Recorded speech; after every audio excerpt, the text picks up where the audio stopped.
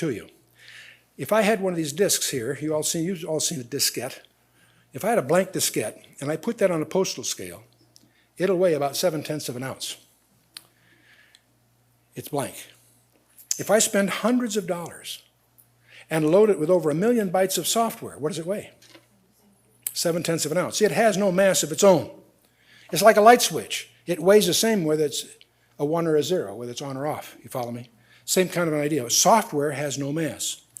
Well, see, time, we learned in our earlier sessions, is a physical dimension. Time varies with mass, acceleration, and gravity. Software has no mass. So it has no time dimension.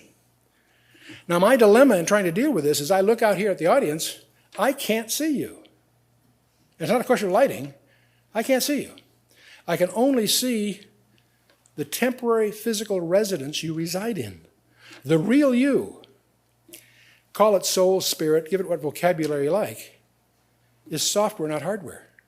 You happen to be resident in a temporary dwelling. The dwelling I'm in has a little too much mass. But that doesn't say anything about the software.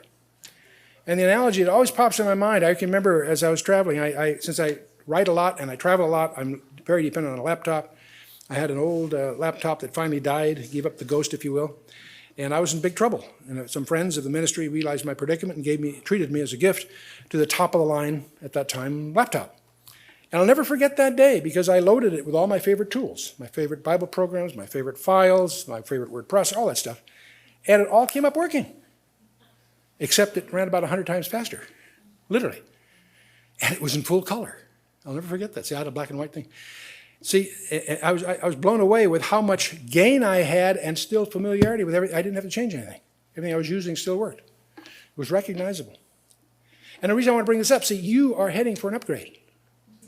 Okay?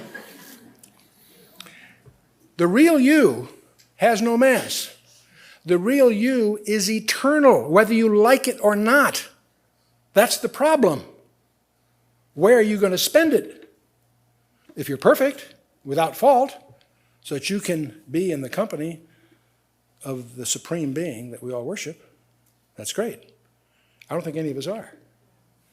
But fortunately, your eligibility for that destiny has been paid for by the only guy that could afford to do it.